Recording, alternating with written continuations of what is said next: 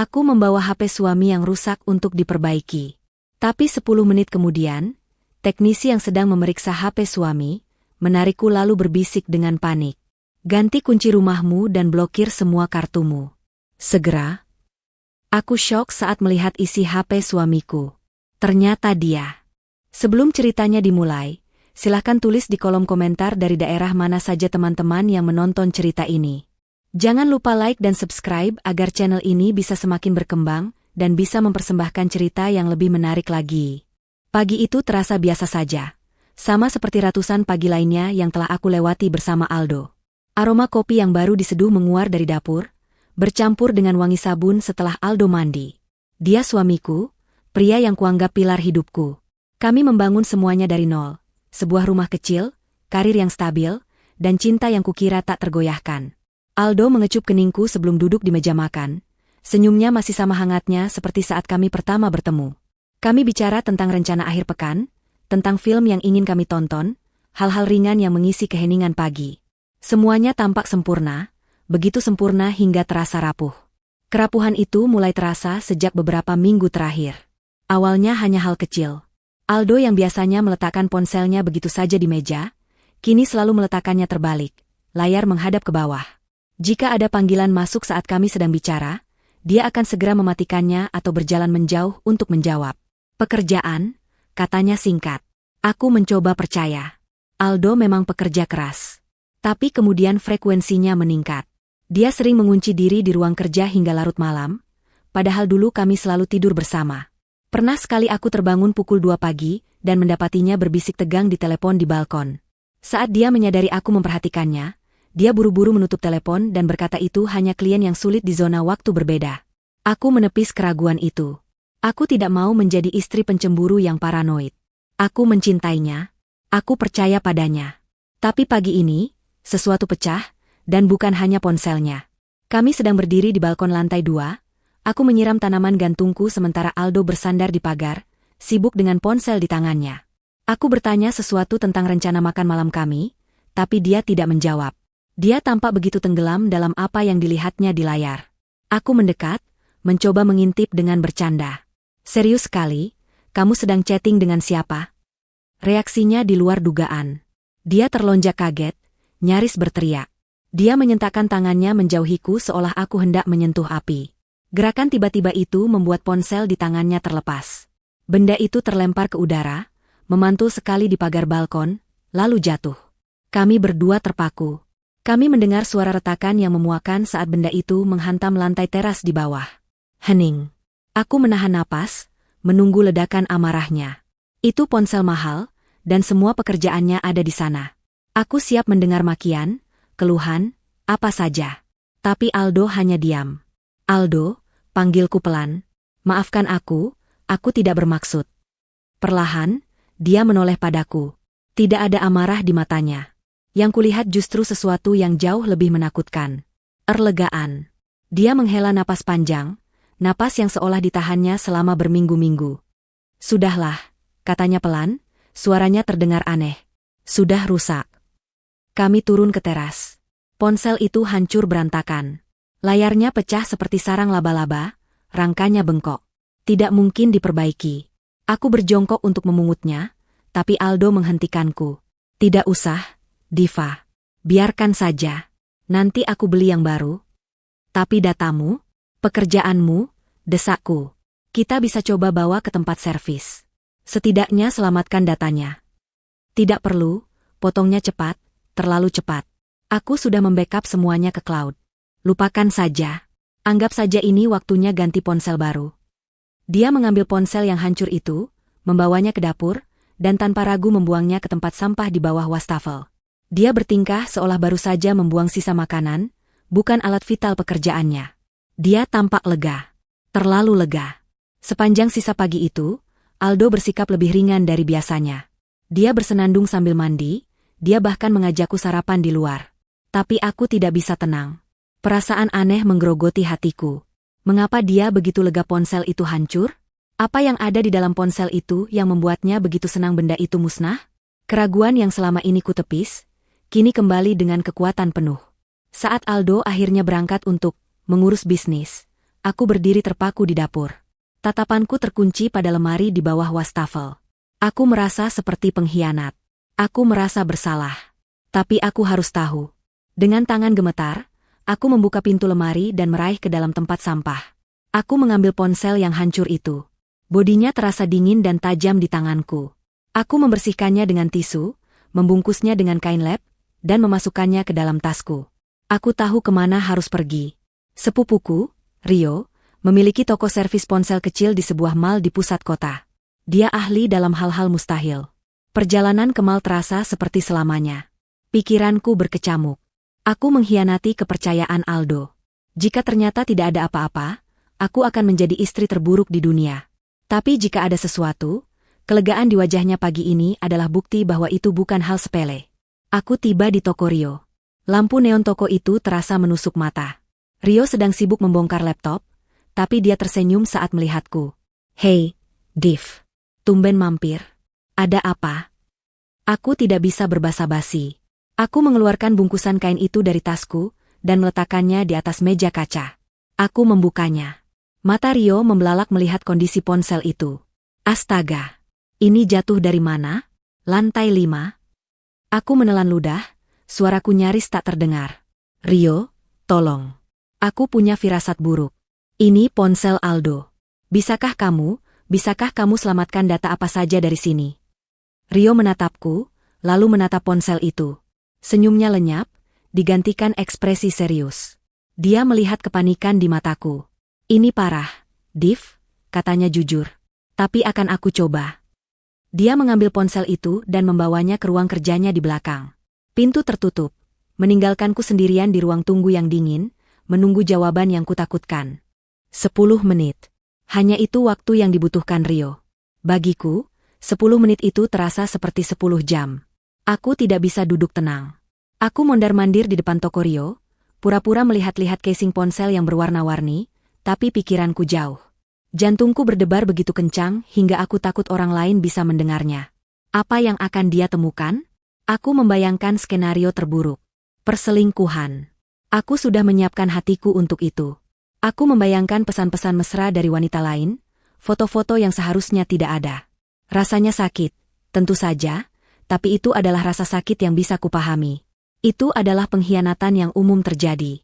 Aku berkata pada diriku sendiri bahwa jika itu masalahnya, aku akan menghadapinya. Aku akan marah, aku akan menangis, tapi kami bisa melewatinya. Atau kami akan berpisah. Setidaknya itu jelas. Setiap kali ada pelanggan lain masuk atau keluar toko, aku tersentak. Aku mencoba menelepon Aldo, hanya untuk mendengar suaranya, untuk meyakinkan diriku bahwa semuanya normal. Tapi aku menahan diri. Apa yang akan kukatakan? Aku sedang di mall, membongkar ponsel rusakmu yang kamu buang? Aku membatalkan panggilan itu sebelum sempat berdering. Pikiranku melayang kembali ke pagi tadi. Kelegaan di wajah Aldo. Itu bukan wajah pria yang ketahuan selingkuh. Itu wajah pria yang baru saja lolos dari bencana besar. Apa yang lebih buruk dari perselingkuhan? Utang? Masalah hukum? Aku tidak tahu mana yang lebih baik atau lebih buruk. Aku sedang menatap kosong ke arah eskalator di seberang ketika pintu ruang kerja Rio terbuka. Aku tidak mendengarnya keluar, tapi tiba-tiba dia sudah ada di sampingku. Aku menoleh, siap untuk mendengar berita buruk. Tapi ekspresi wajah Rio menghentikan semua pikiranku. Dia tidak terlihat sedih atau marah atas namaku. Dia terlihat pucat pasi. Sepucat kertas. Matanya melebar, dan ada ketakutan murni di sana. Dia tidak mengatakan apa-apa. Dia hanya mencengkeram lenganku, cengkeramannya begitu kuat hingga terasa sakit. "Ikut aku," desisnya. Dia tidak membawaku ke meja konter. Dia menarikku dengan kasar, keluar dari tokonya, menyusuri koridor mall yang ramai. Orang-orang menatap kami, tapi Rio tidak peduli. Dia menarikku ke sudut yang sepi di dekat tangga darurat, tempat yang tidak terjangkau oleh kamera CCTV. Dia mendorongku ke dinding, kedua tangannya memegang bahuku, matanya menatap tajam ke mataku. "Rio, ada apa?" tanyaku, suaraku gemetar. "Kamu membuatku takut." "Dengar aku, Diva," bisiknya, suaranya mendesak dan penuh kepanikan. Dia melirik ke kiri dan ke kanan, memastikan tidak ada yang mendengar. "Dengarkan aku baik-baik. Jangan bertanya dulu. Lakukan saja apa yang aku katakan." Aku hanya bisa mengangguk. Ketakutannya menular padaku. Amankan semua kartu ATM dan ganti kunci rumahmu. Segera. Sekarang juga. Kata-kata itu tidak masuk akal. Kartu ATM? Ganti kunci? Aku menggeleng bingung. Apa maksudmu? Kunci? Kenapa? Apa ini soal uang? Aldo punya utang judi. Aku masih mencoba mencari penjelasan yang logis. Ini bukan soal utang, kata Rio, suaranya pecah. Diva, ini jauh lebih buruk. Jauh lebih buruk dari apapun yang bisa kamu bayangkan. Kenapa, Rio? Desakku, air mata mulai menggenang di mataku. Apa yang kamu lihat? Katakan padaku. Bukannya menjawab, Rio merogoh sakunya. Dia mengeluarkan ponsel Aldo. Ajaibnya, layarnya menyala, meskipun ada retakan di mana-mana. Dengan tangan gemetar yang lebih hebat dari tanganku, dia membuka sesuatu di ponsel itu. Dia tidak mengatakan apa-apa lagi. Dia hanya memutar layar ponsel itu dan menunjukkannya padaku. Aku menunduk. Mataku mencoba fokus pada layar yang retak itu. Awalnya aku bingung. Itu bukan aplikasi chat. Itu bukan galeri foto mesra. Itu adalah folder file. Dan di dalam folder itu, aku melihat fotoku. Bukan foto liburan. Bukan foto pernikahan. Aku melihat foto KTP-ku. Foto kartu keluargaku. Foto halaman depan buku tabunganku. Foto pasporku. Dan di bawahnya, sebuah file dokumen yang belum selesai kubaca judulnya. Rio, ini. Aku mulai bicara, masih tidak mengerti. Kenapa dia menyimpan semua ini? Terus lihat, bisik Rio. Dia menggeser layar itu. Dan saat itulah aku melihatnya. Sebuah dokumen lain. Darahku serasa membeku. Napasku tercekat di tenggorokan. Seluruh kebisingan mal di sekitarku lenyap. Yang kulihat hanyalah kata-kata di layar itu. Itu adalah draft surat. Surat kuasa. Dengan namaku tercetak rapi di atasnya, memberikan kuasa penuh kepada Aldo untuk menjual rumah kami. Dan di bawahnya, ada sebuah file gambar. Itu adalah spesimen tanda tanganku. Sempurna. Sama persis seperti aslinya. Ya Tuhan, aku berbisik. Aku tidak bisa merasakan kakiku. Masih ada lagi, kata Rio, wajahnya mengeras. Dia menggeser lagi, membuka aplikasi pesan instan yang aman, yang bahkan aku tidak tahu Aldo memilikinya. Ada satu percakapan di sana, dengan kontak yang hanya bernama J. Pesan terakhir baru saja masuk beberapa menit yang lalu, saat ponsel itu terhubung ke Wi-Fi toko Rio. Aku membaca pesan itu. Dan dunia di sekelilingku runtuh. Pesan dari J itu berbunyi, bagus, HP-nya sudah hancur. Sesuai rencana. Lakukan tahap akhir malam ini. Pastikan dia tertidur, pulas saat kita kosongkan semuanya. Aku menatap layar retak itu, tapi kata-katanya kabur. Telingaku berdengung. Tertidur pulas. Kalimat itu berputar-putar di kepalaku, menenggelamkan suara-suara lain di mal. Kakiku lemas. Aku pasti sudah jatuh jika Rio tidak memegangiku. Aku bersandar ke dinding tangga darurat yang dingin, dan rasa dingin itu menjalar ke tulangku, tapi tidak sedingin darahku yang terasa membeku. Tidak, aku berbisik. Itu kata pertama yang berhasil keluar dari mulutku. Tidak mungkin. Ini salah. Ini pasti jebakan. Seseorang menjebak Aldo. Aku menatap Rio, memohon padanya dengan mataku untuk setuju. Kamu tahu Aldo, Rio. Dia baik. Dia tidak mungkin melakukan ini. Dia mencintaiku. Wajah Rio yang pucat kini mengeras. Dia tidak goyah. Diva, aku juga berharap ini salah, katanya, suaranya pelan tapi tegas. Tapi aku sudah melihatnya. Saat aku membongkar ponselnya untuk menyambungkan daya darurat, aku melihat hardware-nya. Ada kartu SD kedua yang disembunyikan di balik slot SIM, di tempat yang tidak seharusnya. Dia sengaja menyembunyikannya. Dia mengguncang bahuku pelan, mencoba menyadarkanku. Dengar, ini bukan cuma chat itu. Folder yang kamu lihat tadi, yang berisi KTP dan tanda tanganmu, itu ada di kartu SD tersembunyi itu. Ini bukan sesuatu yang dikirim orang lain untuk menjebaknya. Ini sesuatu yang dia kumpulkan. Dia membangun folder itu, Diva. Aku menggelengkan kepala, air mata mulai mengalir. Tapi kenapa? Menjual rumah? Kosongkan semuanya? Itu uang kita bersama. Aku tidak tahu kenapa, kata Rio frustrasi. Tapi kita tidak punya waktu untuk mencari tahu alasannya sekarang. Chat itu bilang, malam ini. Tahap akhir. Kamu dalam bahaya, Diva. Bahaya besar. Tertidur pulas, aku mengulang kata-kata itu. Gambar-gambar mengerikan melintas di benakku. Aldo tersenyum pagi tadi. Aldo yang menawariku kopi. Aldo yang berkata akan memasak makan malam spesial malam ini. Ya Tuhan. Apa dia akan meracuniku? Rasa mual menghantamku dengan keras. Aku membekap mulutku, terbatuk-batuk. Rio memegang rambutku, menungguku selesai. Ketakutan itu begitu besar, begitu nyata, hingga mengubah segalanya. Rasa cintaku pada Aldo, yang beberapa jam lalu begitu kokoh, kini hancur berkeping-keping, tergantikan oleh horor yang memuakan. Pria yang tidur di sampingku setiap malam. Pria yang memegang tanganku saat ibuku meninggal. Pria itu berencana membunuhku. Apa yang harus aku lakukan? Suaraku pecah. Rio menarik napas dalam-dalam, mengambil alih komando. Dia kembali menjadi teknisi yang logis. Pertama, bukti. Aku sedang mengkloning seluruh isi ponsel ini, termasuk kartu SD tersembunyi itu, ke hard drive eksternal. Butuh beberapa menit lagi. Ini akan menjadi bukti utamamu. Dia menatap mataku. Kedua, uangmu. Ambil ponselmu. Sekarang juga. Telepon bank. Semua bank yang kamu miliki. Katakan dompetmu dicuri. Blokir semua kartu kredit. Blokir semua akses ke rekening tabunganmu. Semuanya. Jangan pedulikan rekening bersama, selamatkan rekening atas namamu sendiri dulu. Aku mengangguk kaku, tanganku gemetar hebat saat aku merogoh tasku. Ketiga, lanjut Rio, rumah. Kamu tidak bisa kembali ke sana jika kuncinya masih sama. Dia bisa masuk kapan saja. J, itu bisa masuk kapan saja. Siapa, J? Aku tidak tahu, seruku panik. Aku tidak tahu siapa, J. Jihan? Jeffrey? Aku tidak tahu. Tidak masalah sekarang. Kamu harus ganti kunci. Telepon tukang kunci 24 jam. Suruh mereka bertemu denganmu di rumah. Segera, perintah Rio. Tapi Aldo mengira ponsel ini hancur. Dia mengira rencananya aman, potong Rio. Dia akan bertindak normal. Kamu juga harus bertindak normal. Kamu harus sampai di rumah sebelum dia. Kamu harus ganti kunci itu sebelum dia pulang. Dia berhenti sejenak, melihat ketakutan di wajahku. Diva, kamu bisa melakukan ini. Kamu harus.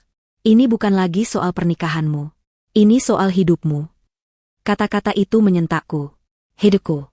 Dia benar. Pria yang kucintai telah merencanakan akhir hidupku malam ini. Tiba-tiba, rasa takut yang membekukan itu berubah menjadi sesuatu yang lain. Sesuatu yang dingin, keras, dan tajam. Itu adalah kemarahan. Kemarahan yang murni dan membara. Bagaimana dia bisa? Setelah semua yang kami lalui, aku menegakkan tubuhku. Air mataku berhenti mengalir. Aku menghapus sisa air mata di pipiku dengan kasar. Baik, kataku, suaraku terdengar asing, lebih kuat dari yang kuduga. Apalagi? Rio tampak sedikit lega melihat perubahan dalam diriku. Aku akan selesaikan cloning ini. Setelah selesai, aku akan masukkan hard drive-nya ke dalam kotak ponsel baru. Aku akan berikan padamu dalam kantong belanja. Jika Aldo menelepon dan bertanya kamu di mana, katakan kamu sedang di mall, merasa bersalah karena ponselnya rusak, jadi kamu membelikannya yang baru. Itu rencana yang cerdas. Itu memberiku alasan untuk berada di mall, dan alasan untuk membawa barang baru ke rumah. Jangan hubungi polisi, kata Rio tegas. Belum. Kita tidak tahu siapa, J. Kita tidak tahu seberapa dalam ini. Jika Aldo punya koneksi, polisi bisa saja memberinya peringatan. Kita harus menjebak mereka saat mereka sedang beraksi. Saat mereka mencoba melakukan tahap akhir itu. Menjebak mereka? Satu langkah dulu, kata Rio. Blokir kartu. Ganti kunci. Amankan bukti. Dan yang paling penting, Diva jangan makan atau minum apapun yang dia berikan malam ini. Apapun yang terjadi, jangan. Aku mengangguk. Baik. Sekarang, pergi ke kamar mandi. Cuci mukamu. Tenangkan dirimu. Aku akan menemuimu di depan toko dalam 10 menit dengan paketnya. Bersikaplah normal. Aku berjalan menjauh darinya, kakiku masih terasa seperti jeli, tapi punggungku tegak. Aku masuk ke kamar mandi mall yang ramai. Aku menatap cermin. Wajah wanita yang menatap balik tampak asing. Pucat, dengan mata memerah, tapi ada kilatan baja di dalamnya yang belum pernah kulihat sebelumnya. Aku mencuci wajahku dengan air dingin, merasakan sengatannya di kulitku. Aku menarik napas dalam-dalam. Diva yang naif, yang membuatkan kopi untuk suaminya pagi ini, sudah mati. Wanita yang keluar dari kamar mandi ini adalah seorang pejuang. Dia berjuang untuk hidupnya. Aku kembali ke depan toko Rio tepat 10 menit kemudian. Dia sedang melayani pelanggan lain, tertawa seolah tidak ada apa-apa. Dia melihatku, tersenyum, dan menyerahkan sebuah kantong belanja kertas. Ini, Diva. Tipe terbaru. Semoga Aldo suka, ya. Maaf soal yang tadi. Aku mengangguk, memainkan peranku. Terima kasih, Rio. Aku yang minta maaf sudah merepotkan. Aku mengambil kantong itu. Di dalamnya ada kotak ponsel baru. Dan di dalam kotak itu, tersembunyi hard drive berisi pengkhianatan suamiku. Aku berjalan keluar dari mall, tapi tidak menuju tempat parkirku. Aku berbelok ke lobi hotel yang terhubung dengan mall. Aku butuh tempat yang aman untuk melakukan panggilan telepon. Aku duduk di sofa bludru yang mewah, dikelilingi oleh pebisnis yang sibuk dan turis yang tertawa. Ironis. Duniaku baru saja hancur, dan aku duduk di tengah-tengah kehidupan normal. Aku mengeluarkan ponselku. Hal pertama, bang. Tanganku gemetar begitu hebat hingga aku salah menekan nomor PIN 3 kali. Tenang, Diva, bisikku pada diri sendiri. Aku menarik napas, lalu menelepon layanan pelanggan bank pertamaku. Suara mesin otomatis yang ceria menyambutku. Selamat datang di bank. Tekan 1 untuk informasi saldo. Aku menekan 0 berulang kali, mencoba mendapatkan operator manusia. Setiap detik terasa seperti jarum yang menusuk kulitku. Aldo bisa saja sedang dalam perjalanan pulang. Mohon tunggu, semua operator kami sedang melayani. Musik tunggu yang mengerikan mulai diputar. Aku ingin melempar ponselku ke dinding. Akhirnya, sebuah suara terdengar. Selamat siang, dengan bunga, ada yang bisa dibantu.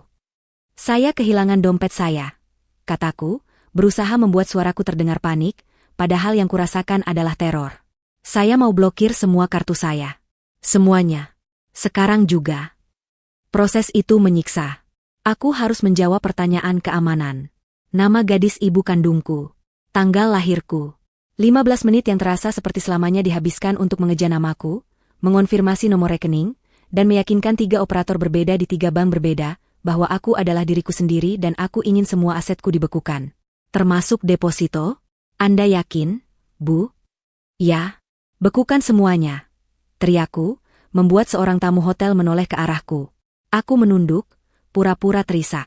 Tolong, saya takut sekali. Setelah kartu terakhir dikonfirmasi terblokir, aku menutup telepon. 1 tugas selesai. Tugas kedua, tukang kunci. Aku mencari di Google, tukang kunci 24 jam, dan menelepon nomor pertama yang muncul. Halo, bisa ganti kunci rumah? Tanyaku, suaraku sekarang datar dan dingin. Bisa, Bu.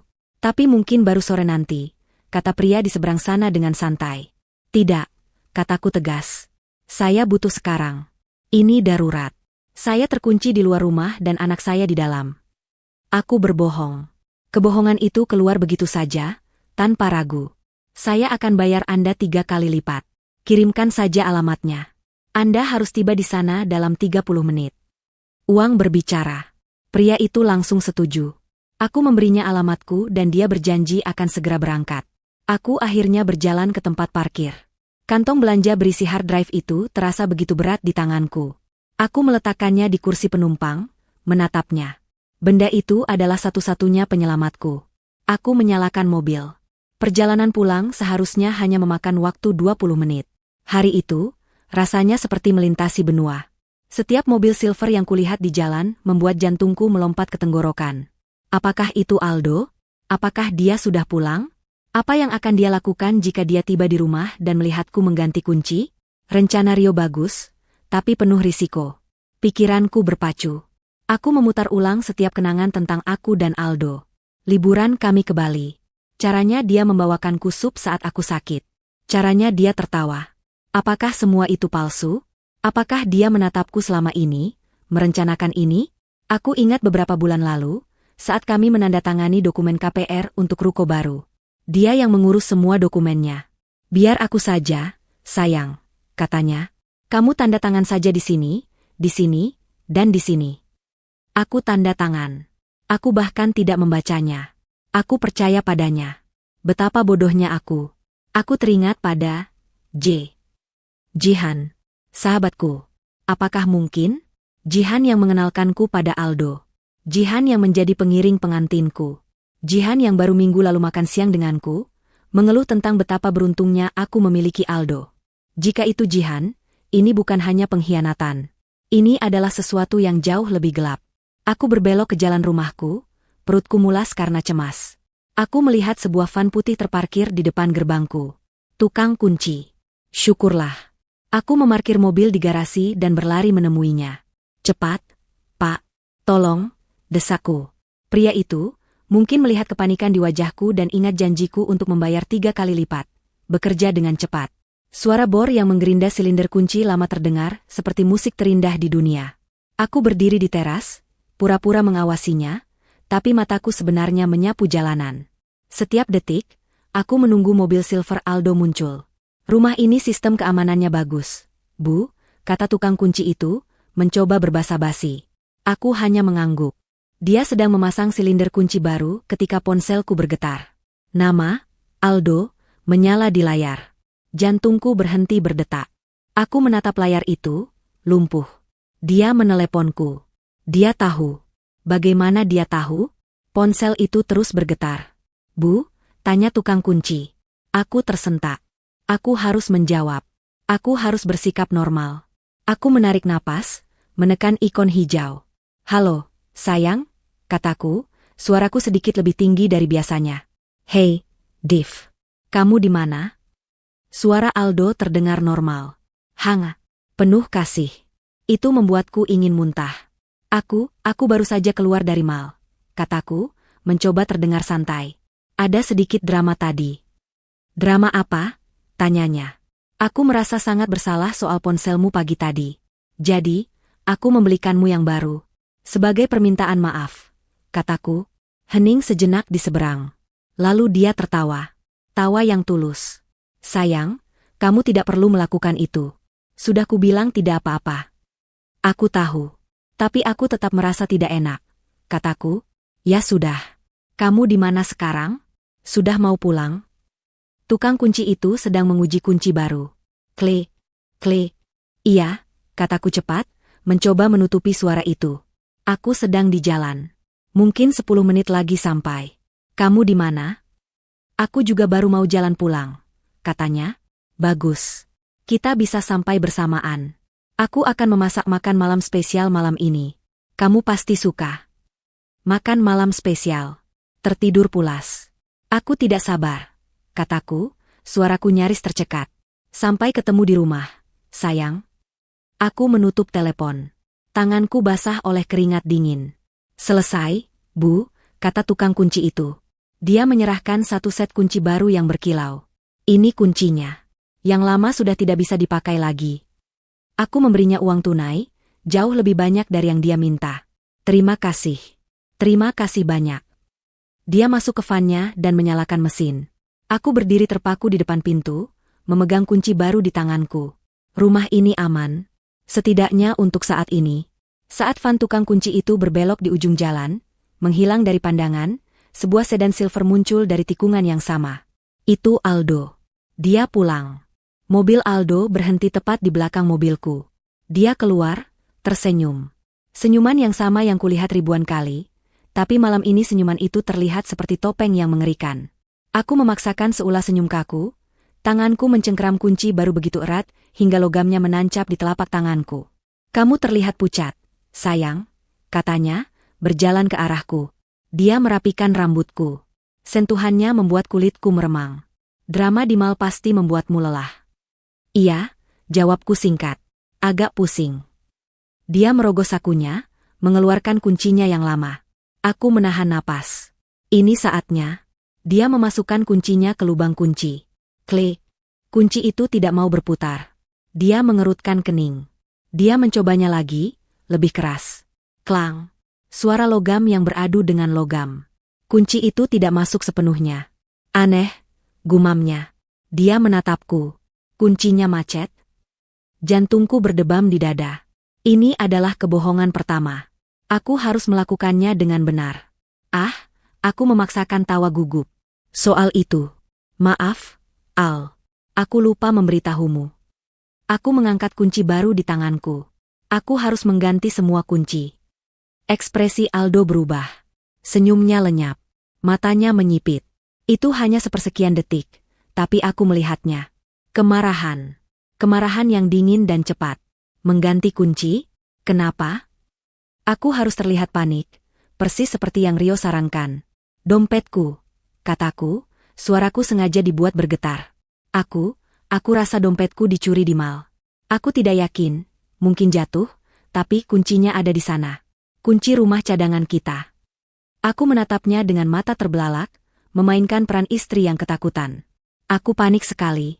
Aku takut seseorang mengambilnya dan tahu alamat kita. Jadi aku langsung menelepon tukang kunci. Aldo menatapku lama. Aku bisa melihat pikirannya bekerja di balik matanya. Dia sedang menimbang-nimbang. Apakah dia percaya padaku? Dan kartunya? Tanyanya pelan. Aku baru saja dapat email dari bank. Semua rekening diblokir. Itu juga karena dompet? Iya, aku mengangguk cepat. Semua kartu ada di dompet itu. KTP, kartu kredit, kartu debit. Aku langsung memblokir semuanya. Aku takut sekali, Al. Dia menatapku sejenak lagi. Lalu, perlahan, topeng itu kembali terpasang. Wajahnya melembut. Dia menghela napas dan memelukku. Ya Tuhan, sayang, kamu pasti ketakutan sekali. Kenapa tidak meneleponku? Pelukannya terasa seperti sangkar. Aku harus menahan keinginan untuk mendorongnya menjauh.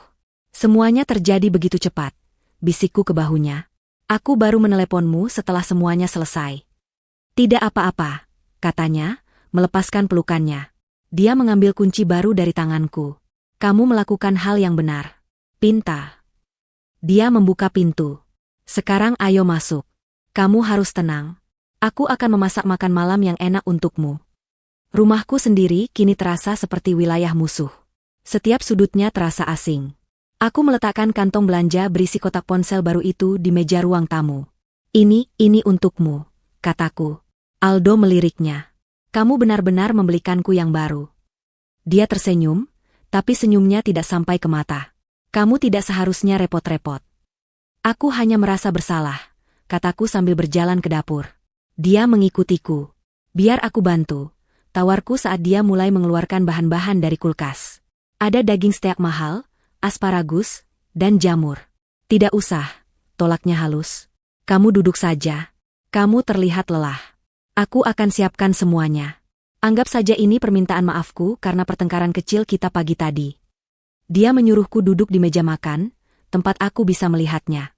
Dia bergerak di dapur dengan efisien. Setiap gerakan pisau yang memotong sayuran membuatku tersentak. Dia terlihat begitu normal.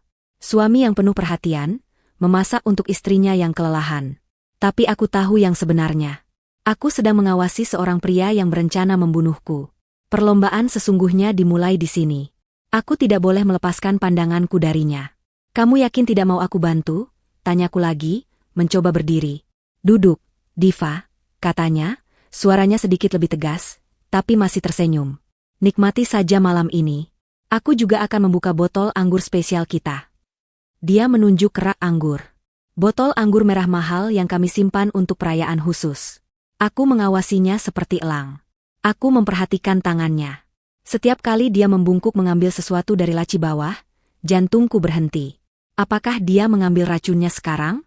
Setiap kali dia membelakangiku untuk membuka kulkas, aku menahan napas. Dia memasak steak dengan sempurna. Aroma bawang putih dan mentega memenuhi udara.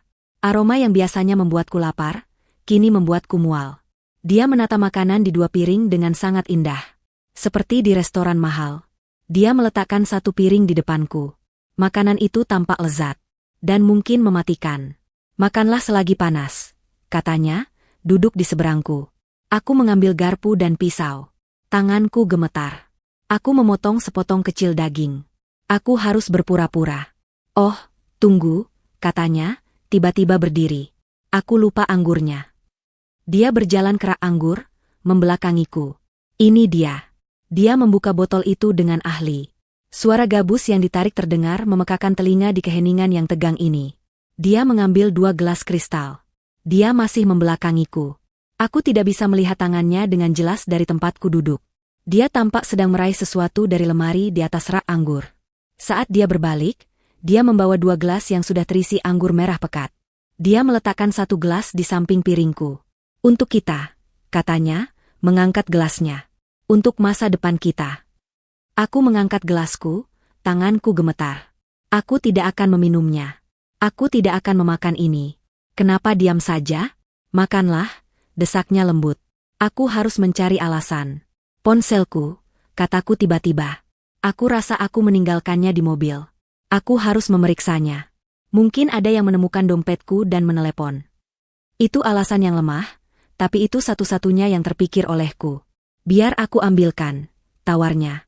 Tidak, kataku terlalu cepat. Aku sekalian mau ambil charger. Ponsel barumu juga perlu diisi daya, kan? Aku menunjuk kotak di ruang tamu. Aku berdiri. Aldo menatapku, matanya menyelidik. Makanlah dulu, nanti dingin, katanya. Sebentar saja, kataku. Aku berjalan cepat ke ruang tamu, mengambil kotak ponsel itu. Aku tidak pergi ke mobil. Aku harus membuang makanan ini. Tapi bagaimana?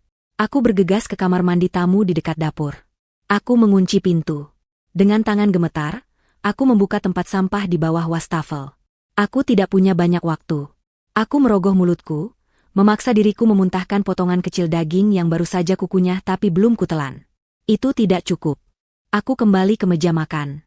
Aldo sedang menatap ponsel barunya, tidak memperhatikanku. Aku dengan cepat mengambil piringku.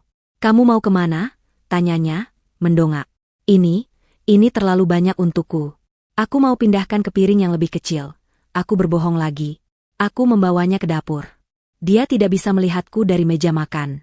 Aku menyalakan keran air di wastafel sekeras mungkin. Dengan gerakan cepat, aku menyekop daging dan sayuran dari piringku ke dalam kantong plastik sampah di bawah wastafel. Aku menutup kantong itu, lalu menimpanya dengan sisa sampah lain. Aku membasahi piring itu sedikit, membuatnya terlihat seperti aku sudah makan sebagian. Aku kembali ke meja makan dengan piring yang hampir kosong. Aldo tersenyum. Sudah lebih baik. Iya, kataku. Aku melihat gelas anggurku. Masih penuh. Sekarang, minum anggurmu. Kamu harus rileks, katanya, matanya tertuju pada gelas itu. Aku mengambil gelas itu. Aku memutarnya di tanganku. Dan saat itulah aku melihatnya.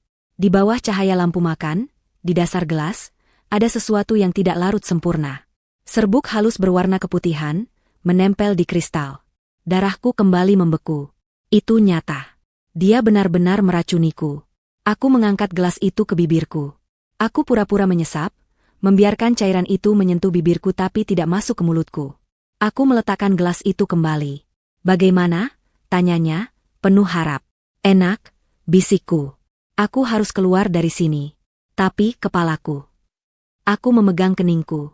Aku pusing sekali, Al. Mungkin karena stres tadi. Aku mau ke kamar mandi sebentar. Aku berdiri, sengaja sedikit terhuyung. Wajah Aldo menunjukkan keprihatinan palsu. Tentu, sayang. Apa perlu kubantu? Tidak. Tidak usah. Aku hanya perlu air dingin, kataku. Aku berjalan, langkahku goyah, menuju kamar mandi utama kami di dalam kamar tidur. Aku harus menghubungi Rio. Aku harus tahu siapa, J. Aku membanting pintu kamar mandi dan menguncinya. Jantungku serasa mau meledak. Aku bersandar di pintu, terengah-engah, seolah baru saja berlari maraton. Aku aman. Setidaknya untuk beberapa menit. Aku menatap cermin. Wajahku pucat seperti mayat, bibirku bergetar. Aku menyalakan keran wastafel, membiarkan air mengalir deras untuk menyamarkan suara jika aku perlu bicara. Aku membasuh wajahku dengan air dingin, mencoba menjernihkan pikiranku. Serbuk di dasar gelas. Wajah Aldo yang penuh harap. Pastikan dia tertidur pulas. Dia sedang menunggu di luar sana. Menunggu obatnya bekerja. Menunggu aku pingsan agar dia bisa melanjutkan tahap akhir rencananya. Kemarahan kembali menjalari tubuhku, memberiku kekuatan. Aku tidak akan membiarkan dia menang. Aku mengeluarkan ponselku dari saku. Tanganku masih gemetar, tapi aku berhasil mengetik pesan untuk Rio. Aku di rumah. Dia ada di sini. Dia mencoba meracuniku. Gelas anggur. Ada serbuk di dalamnya. Aku pura-pura pusing dan mengunci diri di kamar mandi. Dia ada di luar. Aku butuh tahu siapa, J.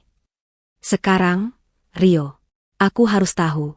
Aku menekan tombol kirim. Tanda centang 1. Menunggu. Centang 2. Dibaca. Aku menahan napas. Pikiranku berpacu. Apa yang harus kulakukan selanjutnya? Aku tidak bisa selamanya bersembunyi di kamar mandi. Aldo akan curiga. Ponselku bergetar. Pesan dari Rio. Tenang, Div. Aku sedang mengerjakannya. Sejak kamu pergi, aku tidak berhenti mencari. Data di kartu SD itu sebagian besar terenkripsi. Tapi aku menemukan sesuatu. Kalender. Dia punya backup kalender yang tidak terenkripsi. Ketukan di pintu kamar mandi. Tok tok tok. Diva? Sayang? Kamu tidak apa-apa. Suara Aldo. Terdengar begitu khawatir. Begitu palsu. Aku tersentak. Aku menempelkan punggungku ke pintu. Iya? Aku balas berteriak. Suaraku sengaja dibuat lemah. Perutku mual sekali. Mungkin aku salah makan tadi siang? Mau kuambilkan obat? Tanyanya. Tidak. Tidak usah. Biarkan aku sendiri sebentar. Terdengar hening di luar. Aku membayangkan dia berdiri di sana, di kamar tidur kami, mendengarkan. Menunggu. Ponselku bergetar lagi. Rio. Ada jadwal pertemuan rutin. Setiap hari Rabu, jam 2 siang. Selama 3 bulan terakhir. Tempatnya selalu sama. Sebuah kafe kecil di pusat kota. Tidak ada nama. Hanya, pertemuan. Aku mengetik balasan dengan cepat. Itu tidak memberitahuku siapa orangnya. Aku tahu. Tuh. Aku sedang melakukan cross-reference dengan data GPS dari log ponselnya. Dia tidak menghapus data lokasinya. Bodoh. Sialnya, data GPS 3 hari terakhir korup. Mungkin rusak saat ponselnya jatuh. Tapi aku punya data dari minggu lalu. Dan minggu sebelumnya. Tebak dia ada di mana hari Rabu minggu lalu jam 2 siang? Kafe itu. Dan tebak dia kemana setelah itu? Aku menunggu, jantungku berdebar. Dia pergi ke sebuah gedung apartemen mewah di Kuningan. Dia di sana selama 2 jam. Aku sedang melacak pemilik unit apartemen yang sering dikunjungi di jam itu. Ini butuh waktu. Ketukan di pintu lagi. Kali ini lebih keras. Lebih tidak sabar. Diva, kamu sudah setengah jam di dalam. Buka pintunya. Aku khawatir. Suaranya tidak lagi lembut. Ada nada perintah di dalamnya. Dia mulai panik. Rencananya tidak berjalan sesuai jadwal. Aku diare. Aku berbohong. Merasa jijik pada diriku sendiri tapi tidak punya pilihan lain. Jangan masuk. Aku malu. Pergi saja. Aku akan keluar kalau sudah selesai. Terdengar umpatan pelan dari balik pintu. Baiklah. Aku tunggu di ruang tamu. Jangan lama-lama. Aku mendengar langkah kakinya menjauh. Dia memberiku sedikit waktu lagi. Ponselku bergetar hebat. Rio. Aku tidak perlu melacak pemiliknya. Aku menemukan sesuatu yang lain. Folder backup dari aplikasi pesan lain. Bukan yang kita lihat tadi. Aplikasi ini sepertinya terhubung ke media sosialnya. Dia menyimpan beberapa foto. Foto-foto yang di-screenshot. Diva, aku akan kirimkan fotonya sekarang. Kamu harus siap. Jantungku berhenti. Aku tahu apa yang akan kulihat. Aku sudah merasakannya sejak nama, J, muncul. Sebuah gambar muncul di layarku. Itu adalah tangkapan layar dari sebuah postingan media sosial. Sebuah foto 2 gelas sampanye di atas meja, dengan latar belakang pemandangan kota di malam hari. Lokasinya ditandai. Apartemen mewah di Kuningan. Tapi bukan itu yang membuatku membeku. Itu adalah keterangan fotonya. Keterangan itu berbunyi, akhirnya, 1 langkah lebih dekat menuju kebebasan kita. Aku mencintaimu, A. Dan nama akun yang mempostingnya, itu Jihan. Jihan, sahabatku, pengiring pengantinku. Wanita yang memegang tanganku saat aku menangis karena bertengkar dengan Aldo setahun yang lalu. Wanita yang selalu kukagumi karena mandiri dan kuat. Rio mengirim foto lain. Kali ini foto profil akun itu. Jihan sedang tersenyum ke kamera, matanya berbinar. Senyuman yang sama yang dia berikan padaku minggu lalu saat kami makan siang. J, adalah Jihan. Aku tidak bisa bernapas. Pengkhianatan ini terlalu dalam. Ini bukan hanya suamiku. Ini adalah 2 orang terdekat dalam hidupku. Mereka bersekongkol melawanku. Mereka merencanakan ini bersama. Diva, kamu di sana? Pesan Rio masuk. Rasa sakit itu begitu hebat, begitu tajam, hingga membakar semua ketakutanku. Yang tersisa hanyalah amarah. Amarah yang dingin, murni, dan mematikan. Mereka tidak hanya mencoba mengambil uangku. Mereka tidak hanya mencoba mengambil rumahku. Mereka mencoba mengambil hidupku, sambil tertawa di belakangku. Aldo mengira aku adalah istri yang lemah dan penurut. Jihan mengira aku adalah sahabat yang bodoh dan naif. Mereka salah besar. Aku menghapus air mataku. Aku menatap bayanganku di cermin. Wanita yang ketakutan tadi sudah pergi. Yang menatap balik adalah seseorang yang tidak mereka kenal. Aku membuka kunci pintu kamar mandi. Aku harus mengakhiri sandiwara ini. Aku harus membuat mereka memulai tahap akhir itu. Aku berjalan keluar dari kamar mandi, langkahku masih pura-pura goyah. Aku berjalan ke kamar tidur, tempat Aldo tidak bisa melihatku dari ruang tamu. Aku harus membuatnya percaya obatnya bekerja. Aku meraih bantal dari tempat tidur, sengaja menjatuhkannya. Lalu, aku menjatuhkan diriku sendiri ke lantai di samping tempat tidur, membuat suara gedebuk yang cukup keras. Aku berbaring diam, mata terpejam, napasku pelan dan teratur. Aku mendengarkan. Hening. Lalu, langkah kaki yang cepat dari ruang tamu. Diva? Suara Aldo, tegang. Dia muncul di ambang pintu kamar. Dia melihatku tergeletak di lantai. Diva. Dia berlari ke arahku. Dia tidak berlutut untuk memeriksaku. Dia tidak mengguncangku. Hal pertama yang dia lakukan adalah meraih pergelangan tanganku. Bukan untuk memeriksa nadiku. Dia sedang memeriksa apakah aku masih sadar. Aku tetap diam, lemas. Dia menepuk pipiku. Diva, sayang. Aku tidak bergerak. Aku mendengarnya menghela napas. Napas lega. Sama seperti napas lega yang dia keluarkan pagi ini di balkon. Dia berhasil. Dia pikir dia berhasil. Aku mendengarnya mengeluarkan ponselnya. Dia menekan sebuah nomor. Halo, katanya, suaranya kembali normal, dingin, dan penuh perhitungan. Dia sudah tidur. Bawa dokumennya. Waktunya beres-beres. Aku terbaring di lantai yang dingin, di samping tempat tidurku sendiri. Setiap otot di tubuhku tegang, siap untuk melompat. Tapi aku tetap diam. Aku adalah mayat. Aku adalah istri penurut yang malang, yang pingsan karena stres atau racun. Aku memperlambat napasku, mendengarkan dengan segenap indraku. Aku mendengar suara Aldo di ambang pintu. Diva. Dia berlari ke arahku. Aku merasakan kehadirannya yang menjulang di atasku. Udara di sekitarku bergeser. Aku menunggu. Aku menunggu dia berlutut, mengguncang bahuku, berteriak memanggil namaku dengan panik. Pria yang kucintai akan melakukan itu. Aldo tidak melakukan itu. Aku merasakan jari-jarinya yang hangat menyentuh pergelangan tanganku. Sentuhan itu ringan, hampir seperti belayan. Tapi dia tidak mencari denyut nadi. Dia memeriksa apakah ototku masih memiliki ketegangan.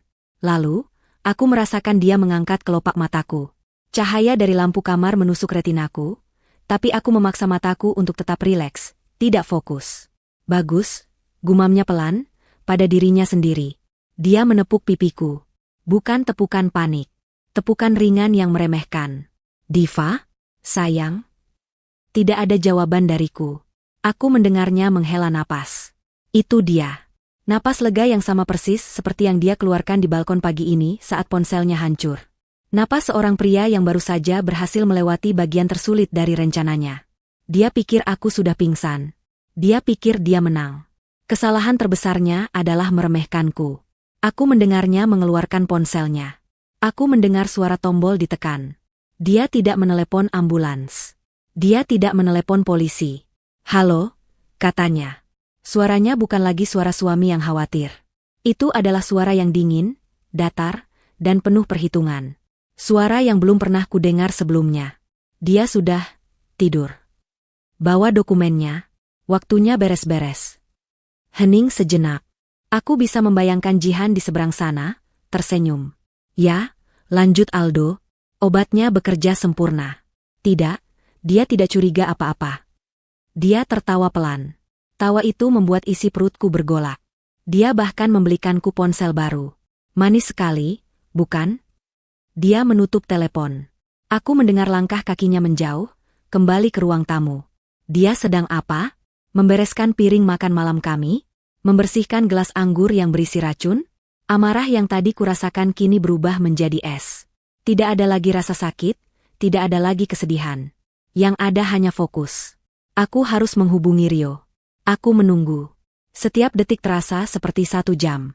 Aku mendengar suara laci dibuka dan ditutup di dapur. Apa yang dia cari? Lalu aku mendengarnya pergi ke kamar mandi tamu. Suara air keran dinyalakan. Mungkin dia membersihkan bukti.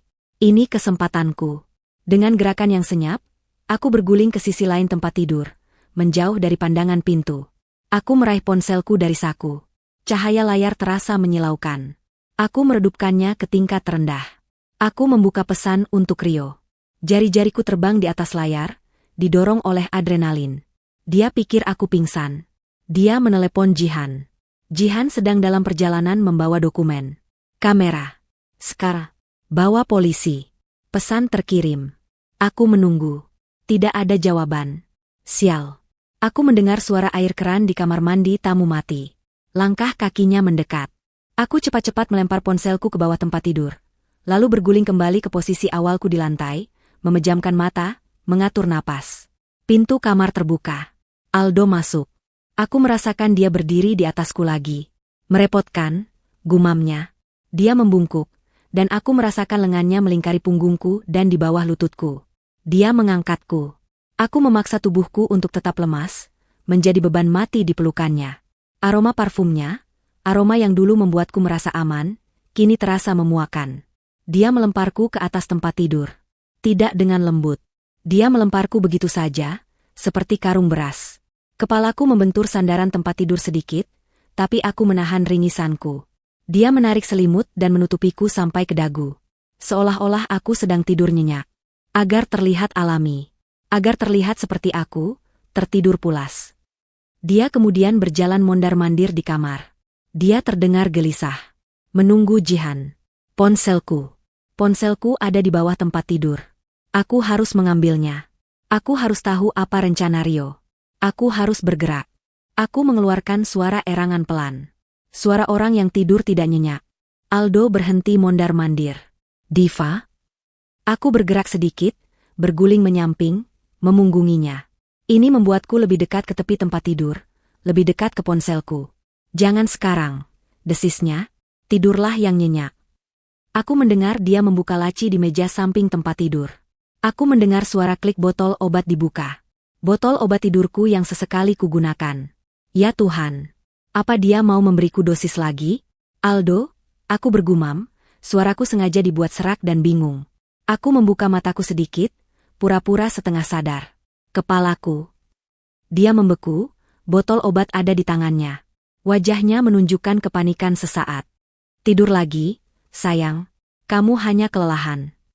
Air, bisikku. Aku haus. Dia menatapku, bimbang.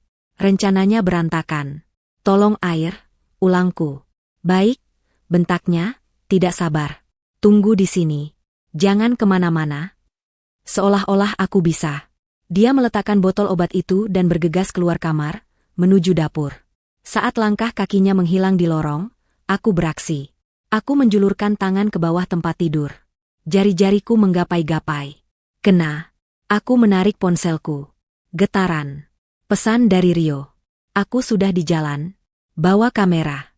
Polisi sudah kuhubungi, mereka menunggu di dekat kompleks. Aku tidak bisa masuk. Kamu ganti kuncinya. Ingat, aku tidak bisa membukanya. Sial, aku lupa. Tentu saja. Kunci baru. Kamu harus membukakanku pintu. Pintu belakang. Sekarang, Jihan bisa tiba kapan saja. Aku mendengar suara air dituang di dapur. Aku melompat dari tempat tidur. Kakiku mendarat tanpa suara di karpet tebal.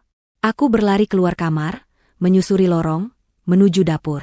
Aldo sedang berdiri membelakangiku di depan kulkas, menuang air ke gelas.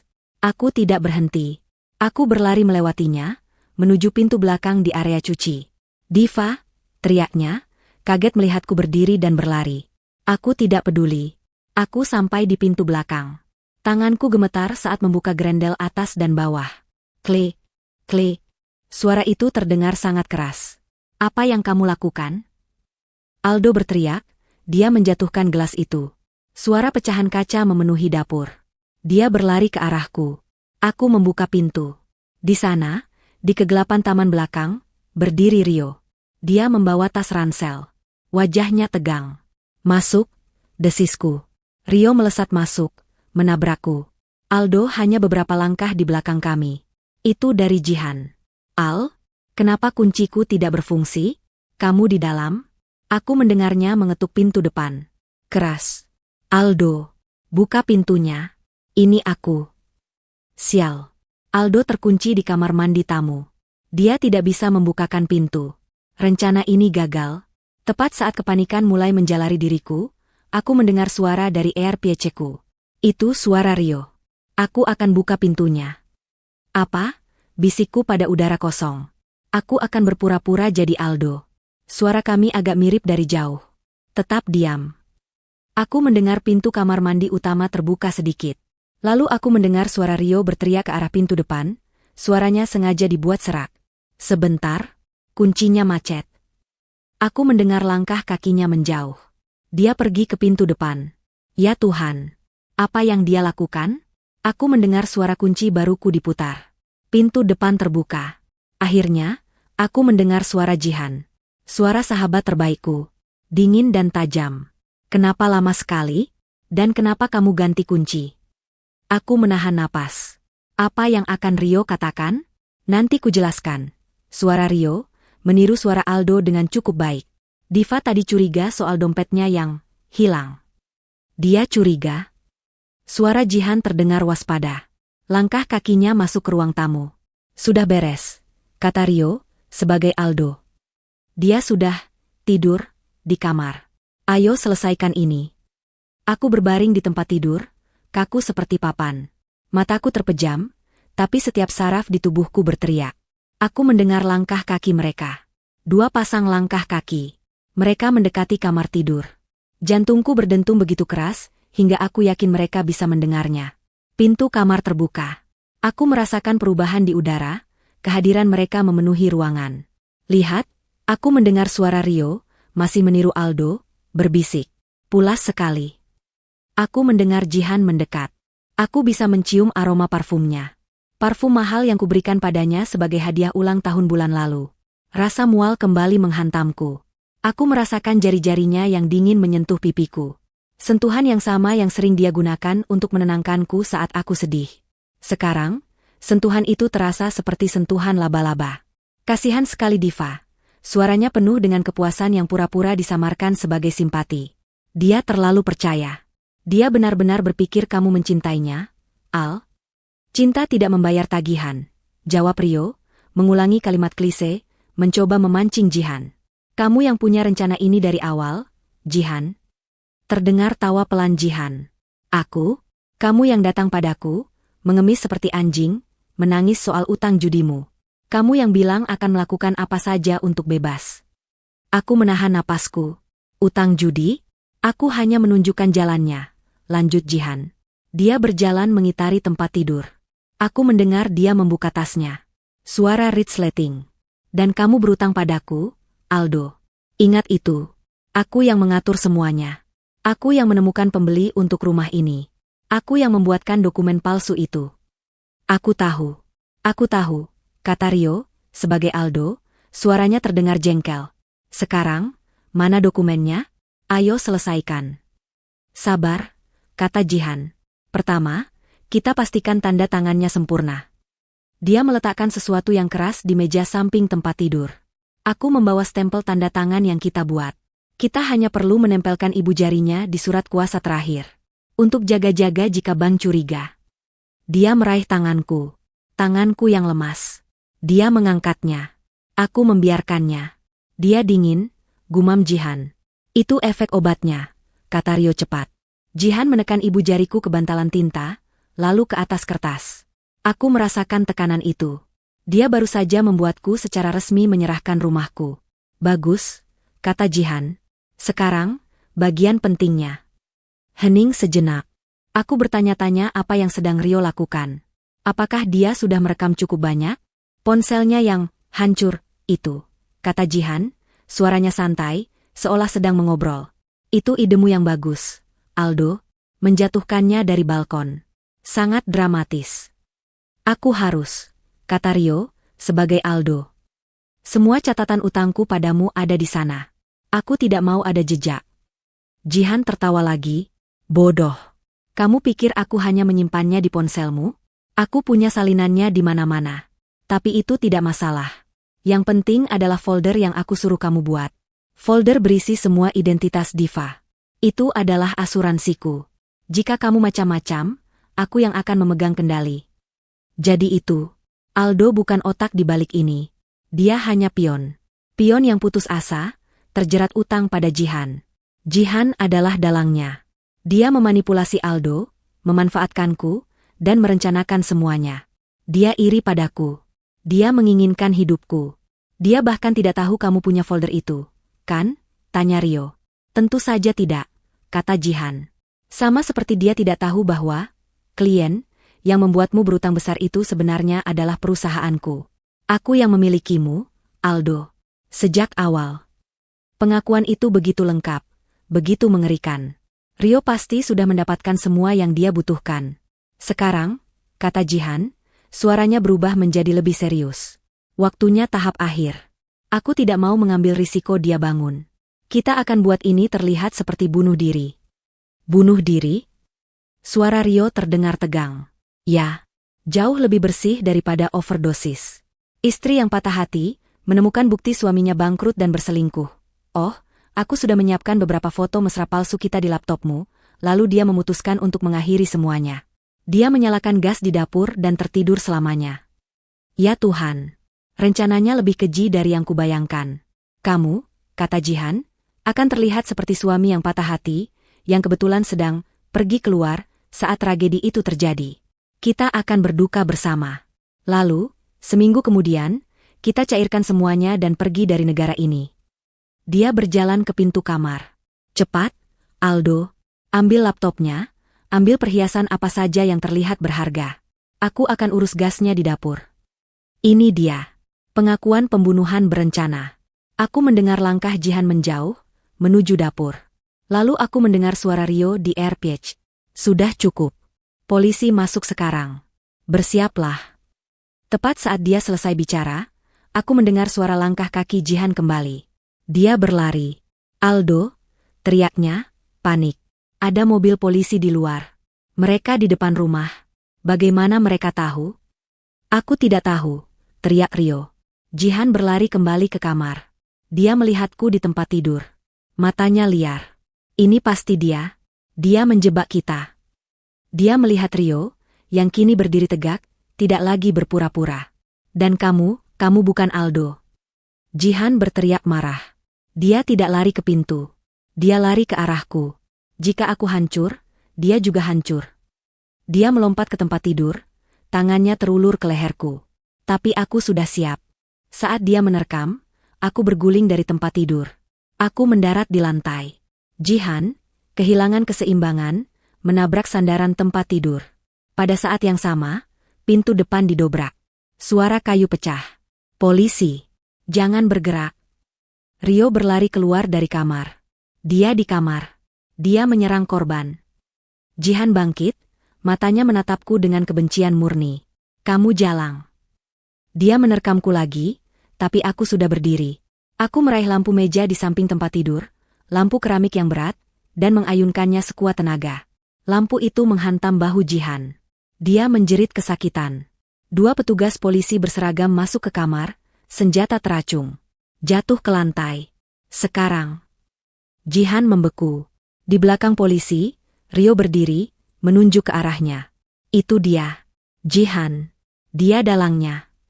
Di saat yang sama, aku mendengar suara teriakan dan bantingan dari kamar mandi tamu. Aldo. Dia tahu permainan sudah berakhir. Jihan menatapku, matanya menyala-nyala. Kamu tidak akan menang, desisnya. Lalu, mataku tertuju pada sesuatu di tangannya. Aku tidak melihatnya sebelumnya. Sebuah korek api gas. Aku sudah menyalakan gasnya, teriaknya. Jika aku tidak bisa memilikinya, tidak ada yang bisa. Dia menekan pelatu korek itu. Klik, klik. Tidak ada ledakan. Hanya suara percikan api kecil yang sia-sia dari korek gas itu, lalu mati. Ruangan itu terisi oleh bau gas yang menyengat, Tapi Jihan terlalu lama berada di kamar tidur. Gas itu masih terkonsentrasi di dapur, belum cukup jenuh di kamar untuk meledak hanya dengan percikan kecil. Jihan menatap korek di tangannya dengan tidak percaya. Tidak. Petugas polisi yang berada paling dekat dengannya tidak memberinya kesempatan kedua. Dia menerjang maju, menabrak Jihan dengan bahunya, menjatuhkannya ke lantai, jauh dari tempat tidur dan Diva. Tangan di belakang kepala, tangan di belakang, teriak petugas itu. Tapi Jihan belum selesai. Dia bukan tipe orang yang menyerah. Dia berguling di lantai, menendang lutut petugas itu dengan keras. Dia meraung seperti binatang yang terluka, penuh amarah. Dia mencakar, menggigit, dan berteriak. Lepaskan aku. Kalian tidak mengerti. Dia yang menjebakku. Dia. Petugas kedua terpaksa membantu. Mereka berdua berusaha menahan Jihan yang meronta-ronta dengan brutal. Jihan, hentikan. Anda ditahan atas percobaan pembunuhan. Sementara kekacauan itu terjadi di kamar tidur, aku mendengar suara gebrakan keras lainnya dari arah ruang tamu. Brak, polisi, buka pintunya. Itu kamar mandi tamu. Aldo. Dua petugas lain, yang baru saja masuk mengamankan area, berlari ke arah suara itu. Di sini ada satu lagi. Mereka mendobrak pintu kamar mandi tamu. Pintu kayu tipis itu hancur seketika. Aldo terhuyung keluar, matanya liar karena panik. Dia melihat polisi, melihat senapan teracung padanya. Dia mengangkat tangannya tinggi-tinggi. Tidak seperti Jihan, Aldo langsung hancur. Dia tidak melawan. Dia jatuh berlutut di lorong, dan tangisnya pecah. Bukan aku, isaknya, wajahnya terbenam di tangannya. Tolong bukan aku. Dia yang memaksaku. Jihan. Semuanya dia. Dia menjebakku dengan utang. Aku tidak mau. Borgol dia, perintah seorang petugas. Rio melangkah keluar dari kamar mandi utama, wajahnya pucat tapi lega. Dia menyerahkan hard drive eksternal dan ponselnya kepada petugas yang tampaknya memimpin. Inspektur, kata Rio, suaranya mantap. Semuanya ada di sini. Data kloningan dari ponsel suaminya. Dan rekaman audio penuh dari pengakuan Jihan. Rencana pembunuhan, penipuan, pemalsuan, semuanya. Seseorang, cek dapurnya, teriak inspektur itu. Saya mencium bau gas. Seorang petugas berlari ke dapur. Kompor menyala. Semua tungku terbuka. Petugas itu segera mematikan kompor dan berlari membuka semua jendela di ruang tamu, membiarkan udara malam yang dingin masuk, mengusir bau kematian yang telah direncanakan Jihan. Di kamar tidur, perlawanan Jihan akhirnya berakhir. Mereka berhasil memborgolnya. Saat mereka menariknya berdiri, matanya terkunci padaku. Aku berdiri di sudut kamar, gemetar, memeluk diriku sendiri. Ini adalah sahabatku. Kamu pikir kamu menang? Desisnya padaku, ludah berterbangan dari mulutnya. Kamu pikir kamu pintar? Dia tidak akan pernah benar-benar mencintaimu. Dia milikku. Aku yang menemukannya. Aku yang membuatnya. Cukup, kata petugas itu, menariknya dengan kasar keluar dari kamar. Aku melihat Aldo saat mereka membawanya melewatinya. Dia bahkan tidak berani menatapku. Dia hanya menunduk ke lantai, pria yang hancur, dikhianati oleh dalangnya sendiri dan dihancurkan oleh kelemahannya sendiri. Rumahku penuh dengan orang asing. Polisi mengamankan barang bukti. Mereka mengambil gelas anggur dengan sisa racun di dasarnya. Mereka mengambil dokumen palsu dan stempel tanda tangan yang dibawa Jihan. Mereka mengambil pisau dapur yang digunakan Aldo untuk memasak, makan malam spesial, Seorang petugas medis membungkusku dengan selimut darurat, meskipun aku tidak terluka. Gemetarku bukan karena dingin. Itu adalah guncangan. Rio duduk di sampingku di sofa, tangannya tidak pernah lepas dari bahuku, menenangkanku dalam diam. Dini hari itu, di kantor polisi, semuanya terurai. Aku memberikan kesaksianku, dengan Rio sebagai saksi. Cerita itu terdengar gila, bahkan di telingaku sendiri. Ponsel yang hancur, bisikan di konter, serbuk di gelas anggur. Tapi aku punya bukti.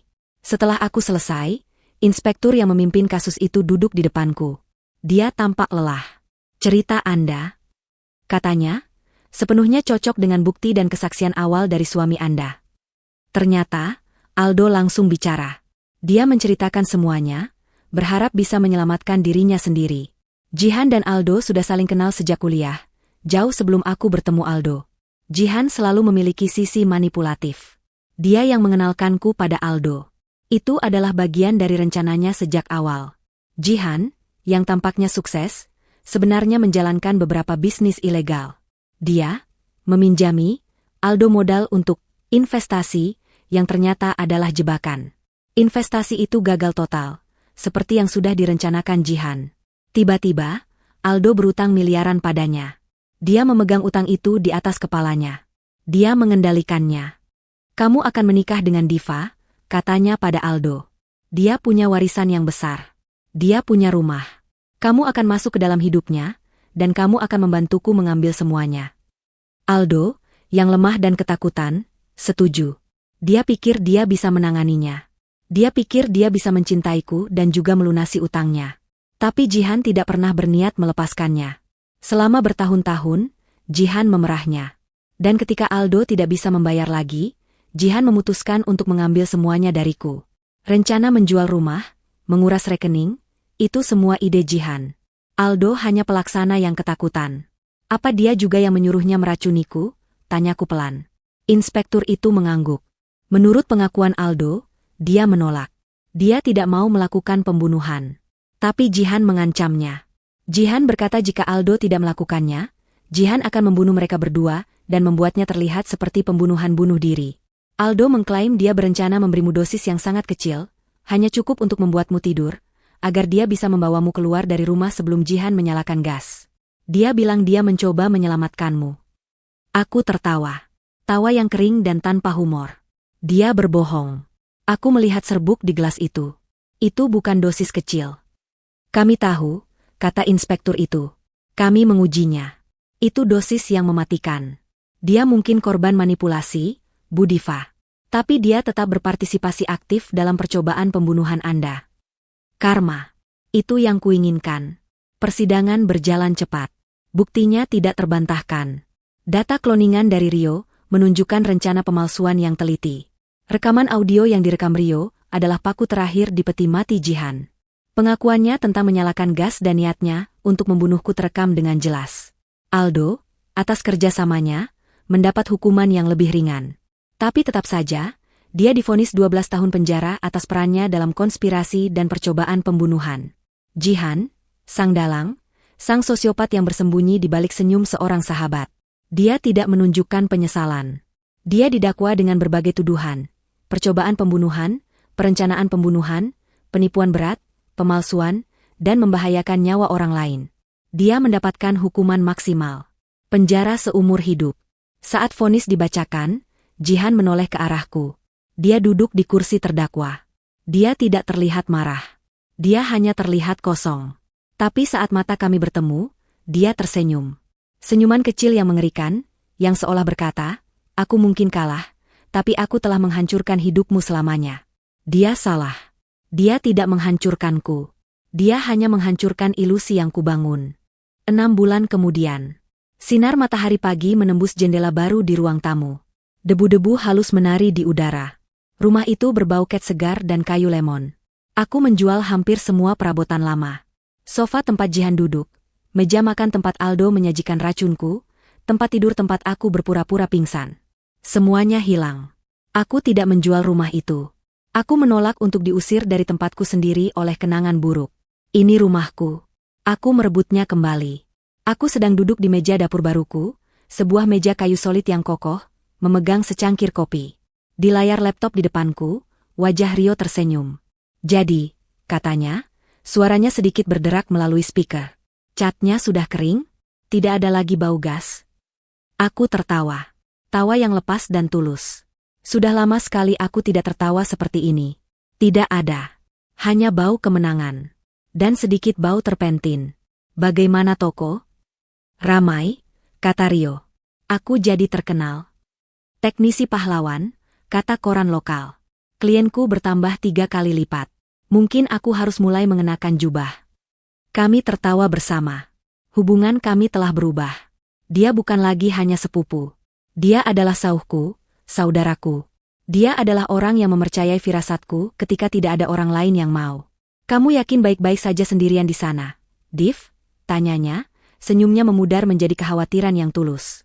Aku tidak sendirian, kataku, menatap sekelilingku. Rumah itu terasa damai.